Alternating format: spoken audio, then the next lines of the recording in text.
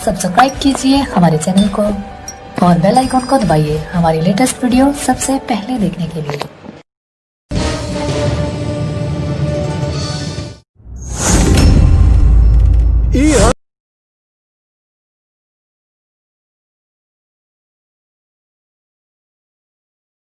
ये आप लोगों को हमारे बक्से में से कृष्णा, ज्योति के गहने का है।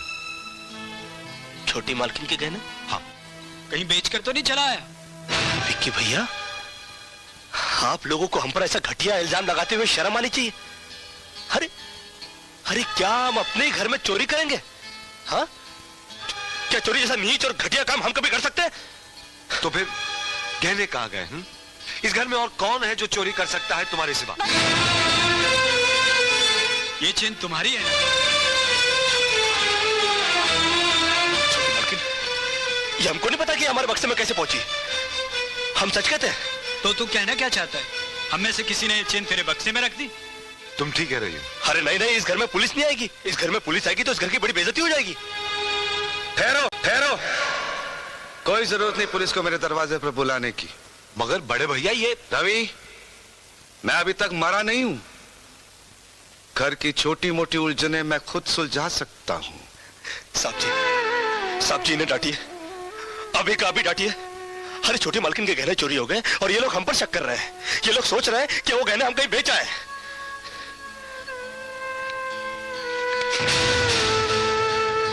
बाकी के रुपए कहां है कृष्णा? क्या क्या पूछा आपने साहब जी? मैं पूछ रहा हूं कि बाकी के रुपए कहां है? ये आप पूछ रहे हैं साहब जी अपने कृष्णा से? देखो कृष्णा, गलती हर इंसान से होती है। तुम मुझे सही सही बता दो कि गहने तुमने कहां बेचे, मैं तुम्हें कुछ नहीं कहूंगा। अब कहने के लिए बाकी ही क्या है साहब जी? एक छोटा सा सवाल पूछ के आपने बहुत कुछ कह दिया है साहब जी। कृष्णा, बात को आगे मत बढ़ाओ।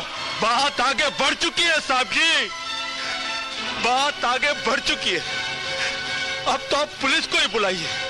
वो जब हमें कुत्ते की तरह मार मार के हमसे पूछेगी ना, अब तो हम तभी बताएंगे कि हम गहने कहां बेच कर आए साहब जी। मत कहो मुझे साहब जी। इसी साहब जी की इज्जत आज तुमने मिट्टी में मिला दी। क्या कुछ नहीं किया था मैंने तुम्हारे लिए, उसका मुझे तुमने ये बतला दिया। बचपन में जब हमारे माँ बाप मर गए थे ना और हम अनाथ हो गए थे ना, तब भी हमें इतना दुख नहीं हुआ था जितना दुख हमें आज हुआ है जब आपने हमें चोर कहा साहब जी। आपने हमें चोर कैसे कहा साहब जी? और ज्यादा सफाई देने की जरूरत नहीं है। दूर हो जा, मेरी नजरों से दूर हो जा। निकल जा इस घर से। अरे इस घर से ही क्या, इस गांव को ही छोड़कर चले जाएंगे। अरे मुंह जनात का क्या है, काट लेंगे अपनी जिंदगी कहीं भी। इतने साल इस घर में बेफिक्री से ये समझकर काट लिए कि साहब जी का हाथ है हमारे सर पर। हमको क्या है परवाह किसी बात की, मगर नहीं, अब हम जान गए कि इस दुनिया में अनाथ का कोई नहीं होता। हम जा रहे हैं साहब जी और इस घर में कभी नहीं आएंगे। अभी निकल जा। दोबारा इस घर की दहलीज में कदम भी रखा तो मेरा मरा हुआ मुंह देखेगा तू। अरे नहीं नहीं नहीं, मुझ नौकर के लिए अपने दिल को दुख देने की कोई जरूरत नहीं। मैं कदम भी नहीं रखूंगा यहाँ पर, कभी नहीं आऊंगा। अभी हम जा रहे हैं। और आप भी सुन लो बड़ी मालकिन, अगर भूले भटके हमने आपके दिल को ठेस पहुंचाई हो ना, तो हमको माफ कर देना। अरे साहब जी, जिन हाथों से मारा है उन हाथों से आशीर्वाद तो दे दो। अच्छा बड़े मालकिन, कम से कम तुम तो आशीर्वाद दे दो। हम समझ गए कि इस घर से हमारा दाना पानी उठ चुका।